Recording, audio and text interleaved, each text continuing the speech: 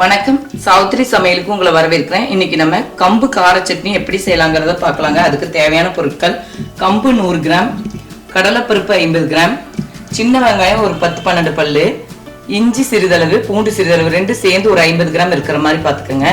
வரமிளகாய் 7, அவங்க காரத்தை அந்த அளவு சேர்த்திக்கலாம். புளி சிறிதளவு, தாளிக்க கடலெண்ணெய், கருவேப்பிலை, ஒரு வரமிளகாய், கடுகு, சிறிதளவு பெருங்காயத்தூள், தேவையான அளவு உப்பு. இதுதான் தேவையான பொருட்கள்ங்க. எப்படி செய்யலாங்கிறத பார்க்கலாம். இப்போ 2 டேபிள் ஸ்பூன் கடலெண்ணெய் விட்டுருக்கங்க. எண்ணெய் காஞ்சிச்சு. நம்ம கடலை பருப்பு போட்டு வறுத்துடலாம்.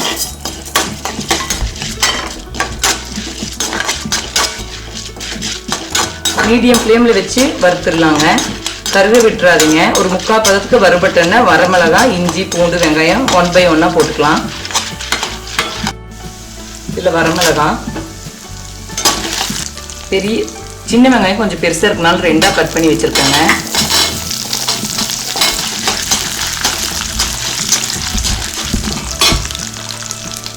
இப்படியே இஞ்சி துண்டு, பூண்டு பல் இதையும் சேர்த்து நல்லா வதக்கிடலாங்க.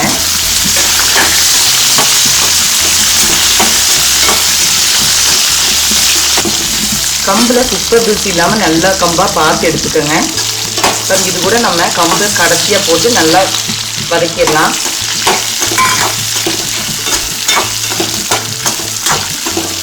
ஒரு 2 to 3 நிமிஷம் பக்கம் நம்ம வதக்கினாலே போடுங்க.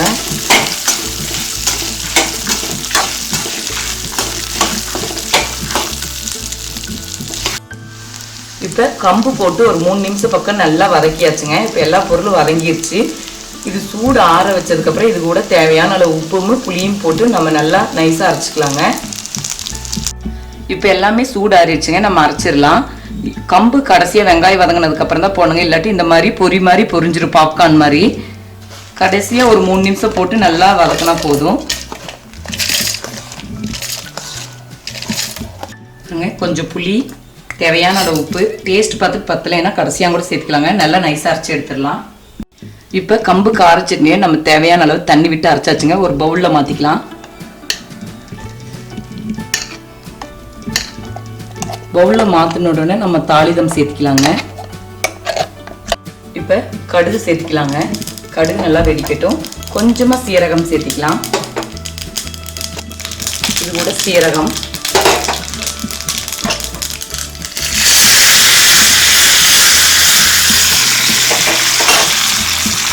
கருவேப்பிலை, வரமிளகாய், கொஞ்சமாக பெருங்காய பொடி. இப்போ சட்னி நல்லா நைஸாக அரைச்சாச்சுங்க. இது கூட நம்ம தாளிதம் சேர்த்துக்கலாம். இப்போ சூப்பராக சுவையான கம்பு கார சட்னி நம்ம செய்தாச்சுங்க. நான் அது சுட சுட இட்லியோட தொட்டு சாப்பிட ரெடி பண்ணி வச்சுட்டேங்க. இதை நீங்கள் இட்லி, தோசை, சப்பாத்தி எல்லா விதமான வெரைட்டி ரைஸ்க்கு நம்ம சைட் டிஷ்ஷாக துவையலாகவும் செய்துக்கலாங்க. அந்தளவுக்கு ரொம்ப சூப்பராக இருக்குங்க. இது நீங்கள் வீட்டில் செய்து பாருங்கள். இந்த வீடியோ பிடிச்சிருந்தா லைக் பண்ணுங்கள், ஷேர் பண்ணுங்கள், சப்ஸ்கிரைப் பண்ணுங்கள், கமெண்ட்ஸ் பண்ணுங்கள். மேலும் பல சமையல் குறிப்புகளுடன் சந்திக்கிறேன்.